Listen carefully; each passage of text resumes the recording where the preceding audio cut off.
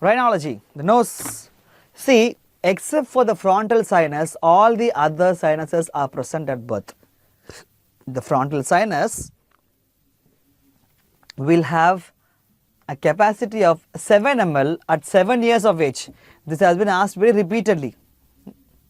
Now, the most common sinusitis in children or adult is maxillary.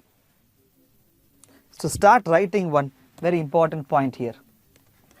Many MCQs comes here.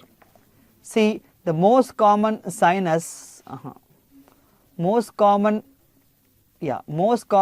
sinusitis in children or adult, it is maxillary.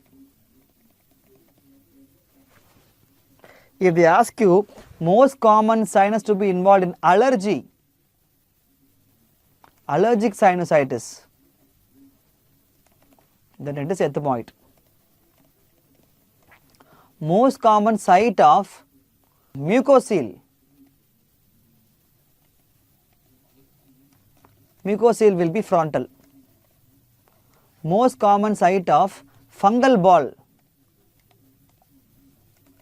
sphenoid. Most common sinus of allergic polyp, ethmoid. Most common sinus for cancer is maxillary.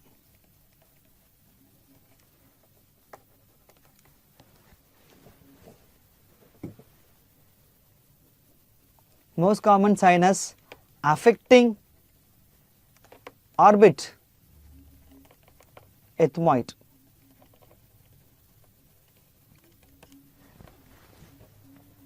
There are many MCQs in this one.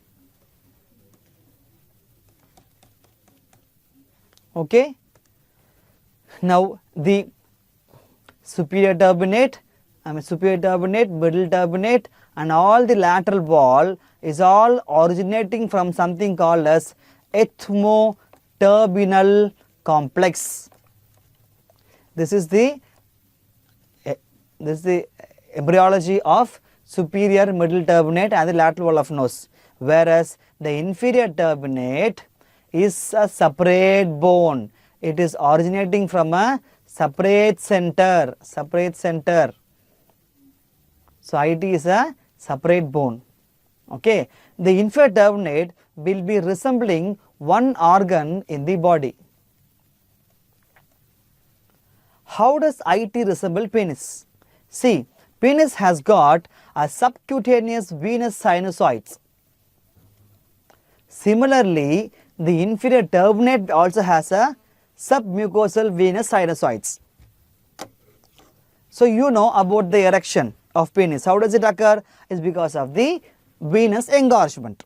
There is lot of blood flowing into the cavernous, what is that? Some sort of spaces is there, no? The venous sinuses, then the penis engorges, it becomes erect. Similarly, this inferior turbinate also will become big and small. We call big as congestion, small as decongested. So, the inferior turbinate periodically undergoes congestion becoming bigger and decongestion becoming smaller depending on the blood flow into the submucosal venous sinusoids. This happens periodically.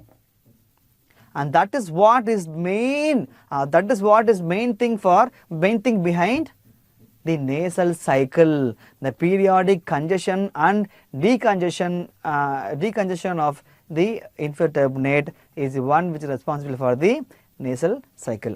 Now, the frontal bone is actually a single bone, but sometimes you can see an interfrontal suture in the X-ray like this.